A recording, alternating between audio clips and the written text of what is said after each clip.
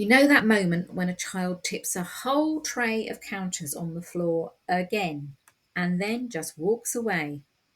You can feel your blood pressure rising and your jaw tightening, and you're standing there thinking, I can't deal with this today. Sound familiar? In this video, we're not going to magically remove chaos from the classroom, sorry, but we are going to explore how you can stay calm when things get loud, stressful, or downright frustrating.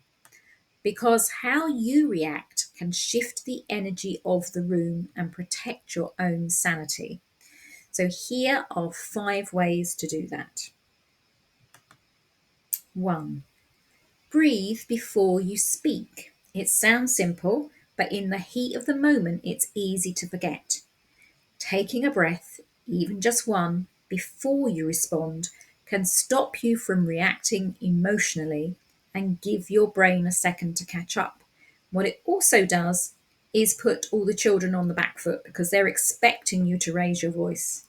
But if you just take a breath and remain calm, that sort of stops them in their tracks and they're watching to see what you're going to do next.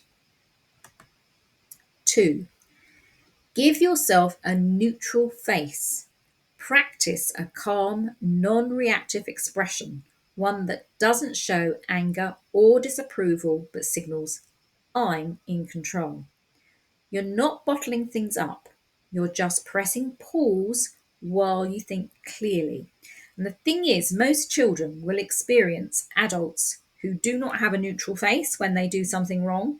They have an angry face, a reactive face. So if you have a neutral face, it will create a sense of calm. The more you do it, the more the children will get used to it, and you'll find that the instead of ramping things up, if you get cross, you'll be ramping things up. Your neutral face, your taking a breath, will de-escalate the situation. 3. Label your feelings silently in your head, so not out loud. Saying to yourself, I feel irritated, or I'm feeling overwhelmed, actually helps the emotional part of your brain settle down and it gives you back control. So it's important that in your head, just acknowledge how you're feeling, just acknowledge it and then move on. It's something, it does something for your subconscious brain. It's like, okay, she knows, and we're going to move on. 4. Create a go-to phrase. So have a phrase ready for stressful situations. Something like, let's take a breath and try again. Or you could say, we'll sort this out together.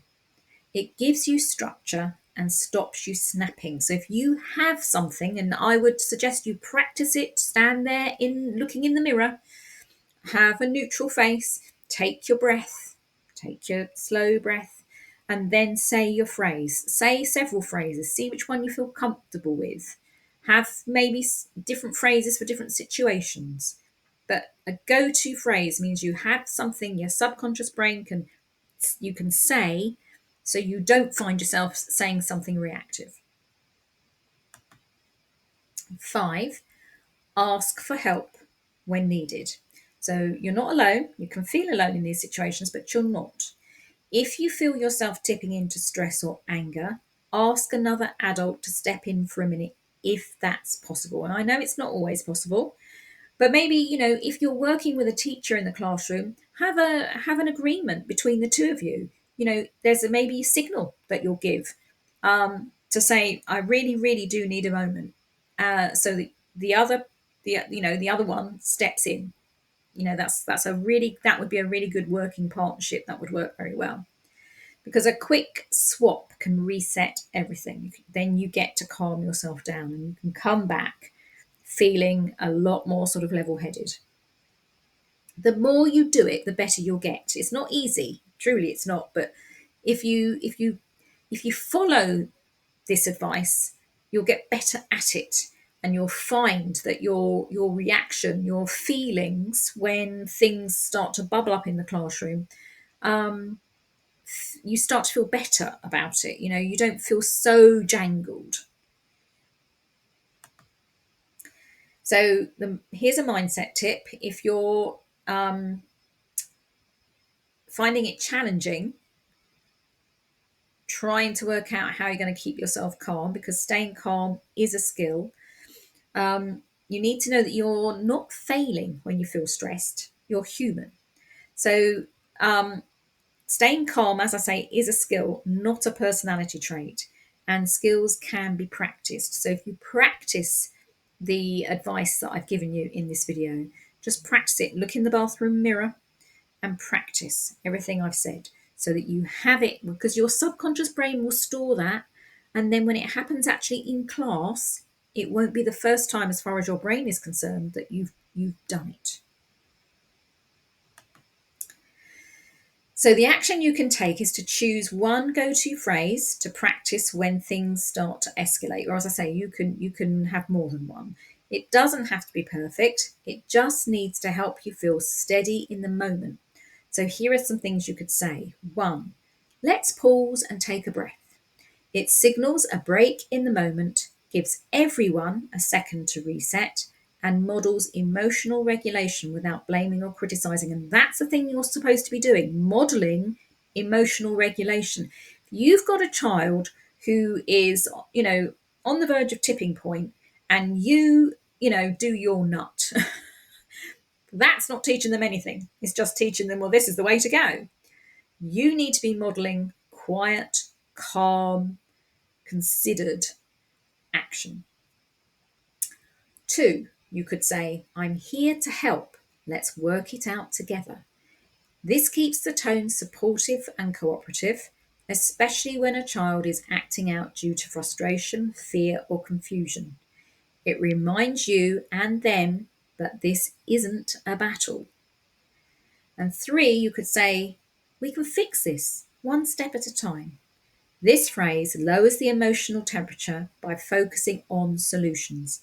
It also calms you because it reminds you that the situation is manageable.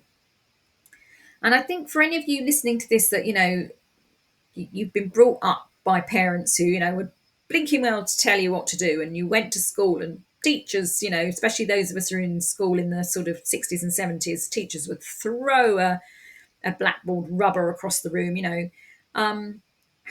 what did that teach you? It didn't teach you to regulate your emotions. And I think it's important also to remember that, think of something that really jangles you, that somebody else isn't bothered by.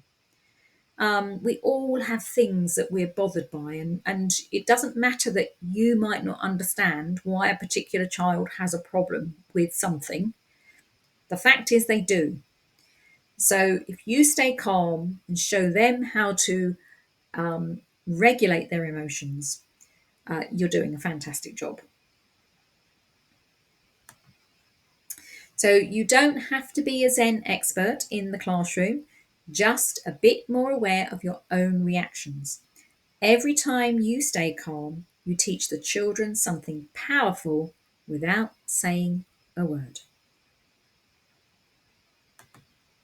Now, in video 3, we will look at setting boundaries without shouting. I'll see you in video 3.